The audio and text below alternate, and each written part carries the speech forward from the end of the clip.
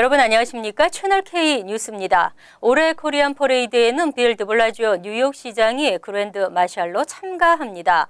코리안 퍼레이드가 정착되고 한인 사회에 단합된 힘을 보여주게 됩니다.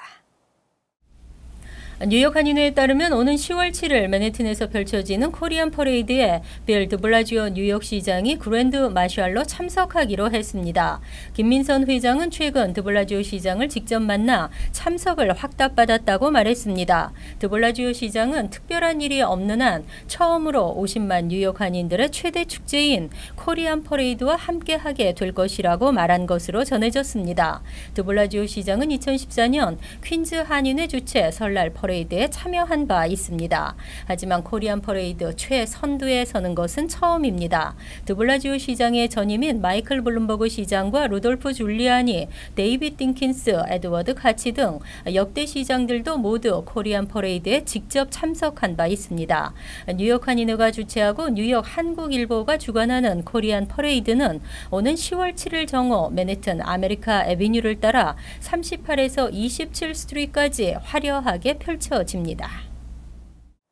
약 8주간의 펜스테이션 공사가 마침내 마무리됐습니다. 오는 5일부터 맨해튼 펜스테이션의 열차 운행이 정상화됩니다.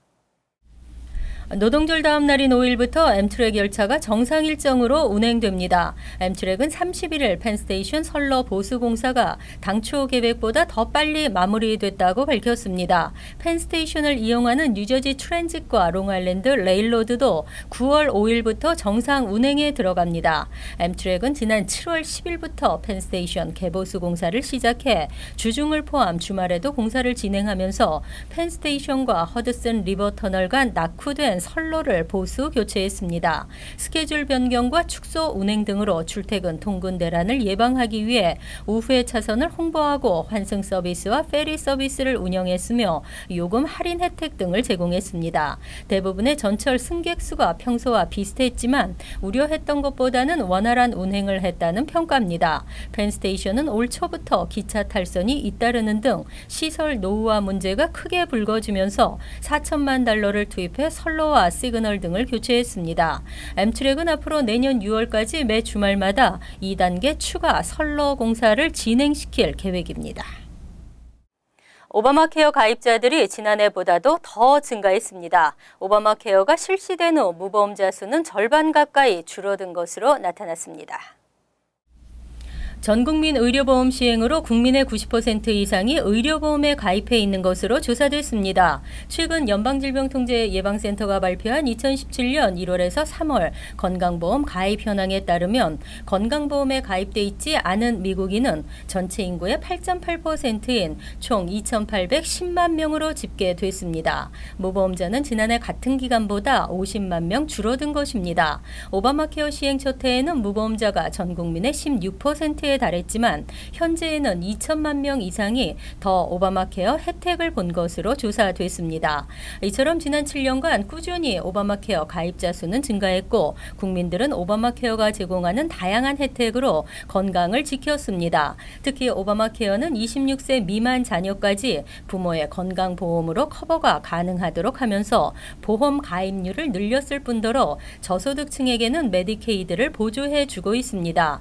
한편 민주당과 진보 진영이 50여 년 만에 이뤄낸 역사적 최초의 대규모 의료 제도 개혁 오바마 케어는 무보험자 비율을 대폭 낮추는 효과를 가져왔지만 전 국민 무료보험 혜택을 제공하도록 노력하던 지자체 그리고 해당 지자체와 협력하는 보험사에게는 경제적 타격과 서비스 수준의 저질화를 가져와 비판을 받기도 했습니다.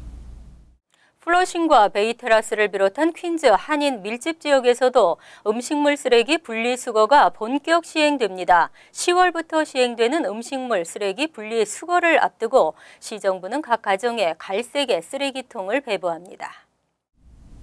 뉴욕시 음식물 쓰레기 분리수거 프로그램이 시범 운영을 마치고 본격 시행됩니다. 다음 달 2일부터 플러싱, 베이테라스, 와이스턴, 프레시메도, 칼리지 포인트, 월렛 포인트, 비치어스트, 린든힐, 몰바와 퀸즈보로힐 등 퀸즈 대부분 지역으로 확대 시행됩니다. 써니사이드, 우드사이드, 롱아일랜드 시티, 라커웨이, 오전팍과 리치몬드 힐에서는 10월 30일부터 음식물 쓰레기 분리수거가 시행됩니다. 시행에 앞서 시 당국은 이달 초부터 쓰레기 음식물 분리수거를 원하는 주택에 갈색 쓰레기통을 나눠줄 예정입니다. 단독주택 및 9가구 이하인 아파트는 음식물 쓰레기 분리수거 주택으로 자동 등록됩니다.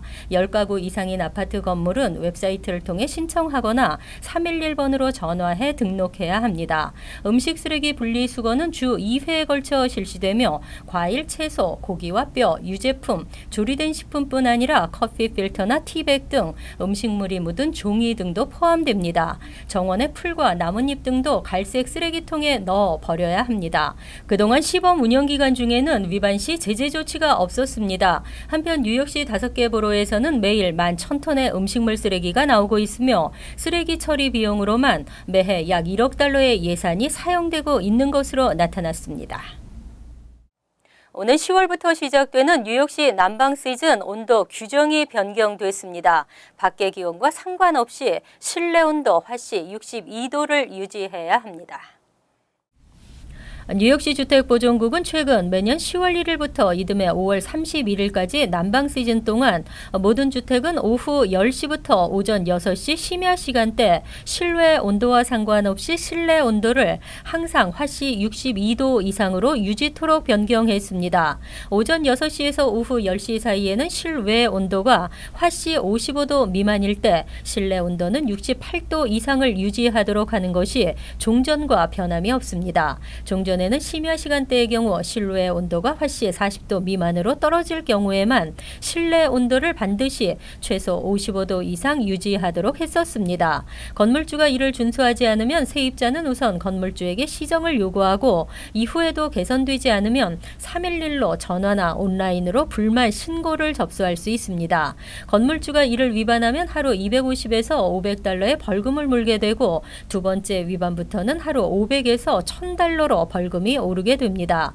온수는 계절과 관계없이 1년 내내 화씨 120도 이상을 유지해야 합니다. 한편 뉴저지 난방 시즌은 매년 10월 1일부터 다음해 5월 1일까지입니다. 뉴욕시 주택 렌트가 사상 최고치를 경신했습니다. 렌트 부담에 삶의 질이 떨어지고 있습니다. 부동산 정보업체 스트릿 이지가 최근 발표한 2017년 7월 퀸즈, 브루클린, 맨해튼 주택시장 동향 보고서에 따르면 지난달 세계보로의 중간 렌트 가격은 모두 역대 최고치를 경신하면서 상승했습니다. 특히 퀸즈는 중간 렌트 1996달러를 기록하며 가장 큰 폭의 렌트 상승세를 보였습니다. 퀸즈 지역 가운데 롱아일랜드 시티, 아스토리아, 써니사이드 등을 아우르는 북동부 퀸즈의 중간 렌트는 1931달러로 집계돼 1년 전보다 무려 4% 상승했습니다. 하지만 컨세션 혜택을 제공받는 주택 임대 비율은 감소하는 추세로 파악됐습니다. 컨세션 혜택을 제공하는 주택은 지난해 11월 40%로 최고 정점을 찍었지만 26%로 떨어졌습니다. 브루클린의 중간 렌트는 2,453달러로 전년 동기보다 1.1% 오르며 사상 최고치를 기록했습니다. 하지만 브루클린 역시 컨세션 혜택은 38%에서 6%포인트 줄었습니다. 맨해튼 중간 렌트는 2,980달러로 전년 동기 2,972달러 대비 0.3% 오르며 최고 기록을 경신했습니다. 반면 미드타운과 어퍼 웨스트사이드 지역의 중간 렌트는 다소 낮아진 것으로 조사됐습니다. 지난해 주춤했던 주택 임대 시장이 안정세에 접어든 신호로 볼 수 있다는 전문가들의 분석입니다. 3가구 이상 주택의 집주인들은 자체적인 건물 내 흡연 규정을 마련하고 세입자들에게 공지해야 합니다. 시장에 서명을 거쳐 내년 시행에 들어가지만 반대 의견도 많은 것으로 나타났습니다. 빌 드블라지오 뉴욕시장은 28일 건물이 자체적으로 마련한 흡연 규정을 세입자에게 반드시 공지하도록 하는 조례안에 서명했습니다. 조례안은 이날부터 1년 후인 2018년 8월 말부터 시행에 들어갑니다. 조례안에 따르면 3가구 이상이 거주하는 콘도와 코앞 일반 주택의 집주인은 흡연 규정을 매년 세입자 또는 세입 희망자들에게 공지해야 할 뿐 아니라 계약서에도 포함시켜야 합니다. 세입자들이 흡연 규정을 지키지 않았다고 해서 벌금이 부과되는 것은 아니지만 규정을 위반한 건물주에게는 $100의 벌금이 부과될 수 있습니다. 그렇다고 해서 건물주에게 세입자들의 흡연을 단속할 수 있는 권한이 주어지는 것은 아닙니다. 렌트안정협회의 프랭크 리치 디렉터는 아파트마다 자체 흡연 규정이 다르기 때문에 단속을 할 경우 세입자의 반발이 예상된다고 밝혔습니다. 뉴욕시장실 대변인은 이번 조례는 간접 흡연으로부터 비흡연자를 보호하기 위한 것이라고 설명했습니다. 한편 이번 조례에 대해서는 자체 흡연 규정이 의미가 없을 뿐만 아니라 세입자들의 반발만 불러올 것이라는 지적도 나오고 있습니다. 지난달 미국 일자리 증가가 기대에 못 미쳤습니다. 비농업 부문 신규 고용자 수의 증가세가 둔화되면서 실업률은 소폭 상승했습니다. 8월의 미국 고용 성적은 다소 부진하게 나타났습니다. 이를 노동부에 따르면 지난달 비농업 부문 신규 고용자 수는 15만 6천 명 증가하는 데 그쳤고 시장 전망치 19만 명과 올해 평균치 17만 6천 명을 밑돌았습니다. 실업률은 지난 7월 4.3%에서 지난달 4.4%로 소폭 상승했습니다. 지난달 미국인의 평균 시급은 1년 전과 비교해 2.5% 늘어났습니다. 실업률이 낮은 경우 임금 상승률은 보통 3.5에서 4%를 기록하지만 이것도 역시 기대에는 못 미쳤습니다. 하지만 노동부는 지난 상반기 경제 성장률은 보통 이하인 2.1%를 기록했지만 고용시장은 건실한 수준을 유지하고 있다고 설명했습니다. 또 지난 주말 텍사스를 강타한 허리케인 하비의 피해는 큰 영향을 미치지 못했다고 덧붙였습니다. 한편 8월에 고용 성적이 둔화됐으나 연방준비제도의 향후 금리 정책까지 바꿔놓을 정도는 아니어서 연준의 기존 예상은 그대로 유지되고 있습니다. 경제 분석가들은 연준은 이르면 9월 정례회의 때부터 자산 축소를 시작하고 12월에 한 번 더 금리를 0.25% 올리게 될 것으로 예측했습니다. 이어서 LA 지역 한인사회 소식입니다. 캘리포니아주가 미 전역에서 최초로 환각버섯인 매직 머쉬룸을 합법화할 가능성이 있는 것으로 알려졌습니다.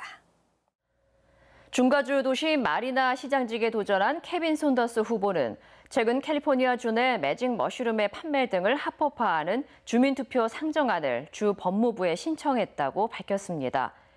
상정안은 현재 캘리포니아주에서 불법인 환각버섯 추출물 사일로사이빈의 매매를 21세 이상 성인에 한해 판매와 유통, 소유, 재배 등을 허가하는 내용을 골자로 하고 있습니다.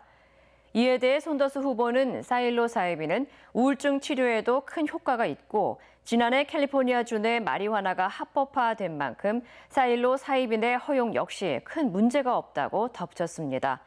한편 이번 상정안이 공식적인 주민투표 절차를 밟기 위해서는 최소 36만 5천여 명의 주민들의 서명이 필요한 것으로 알려졌습니다. 최근 미국 내 애완용 거북이로 인한 살모넬라균 감염이 급증해 주의가 요구되고 있습니다. 연방질병통제예방센터 CDC는 지난 3월부터 이번 달까지 미국 내 애완용 거북이와 접촉해 살모넬라균에 감염된 사례는 37건으로 이 가운데 입원한 환자는 16명에 달한다고 밝혔습니다. 특히 뉴욕에서는 애완용 거북이 접촉과 관련해 미 전역에서 가장 많은 11명의 살모넬라균 감염 환자가 발생한 것으로 알려졌습니다. 이에 대해 CDC 측은 애완용 거북이에 대한 주의를 당부하는 한편 접촉 시에는 반드시 손을 씻어야 한다고 강조했습니다. 한편 애완용 거북이로 인한 살모넬라균 감염 사례는 지난 2013년 기준 473건, 지난 2015년 기준으로는 133건에 달하는 것으로 집계됐습니다. 간추린 소식입니다. 앤드류 쿠오모 뉴욕 주지사는 뉴욕주 공원국이 관할하는 해변 10여 곳을 최장 9월 17일까지 이용할 수 있도록 개장 시간을 연장한다고 밝혔습니다. 개장 시간이 연장되는 해변은 롱아일랜드에는 히더힐스 스테이트 파크, 존스비치 스테이트 파크 필드 6이며 해변 출입 가능 시간은 오전 10시부터 오후 6시까지입니다.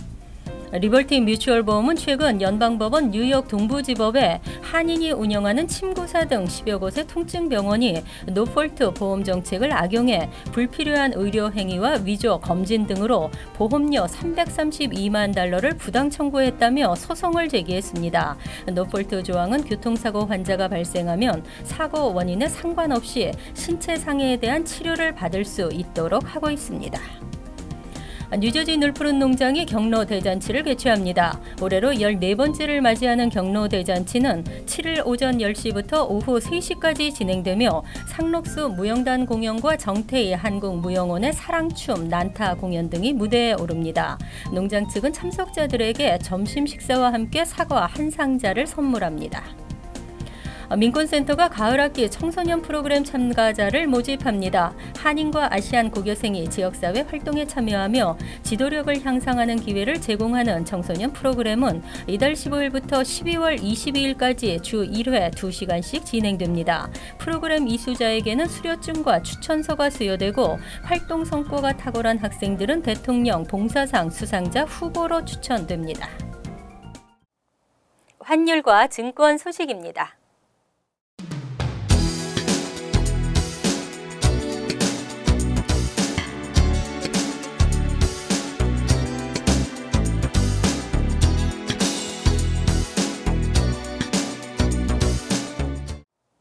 이어서 날씨입니다.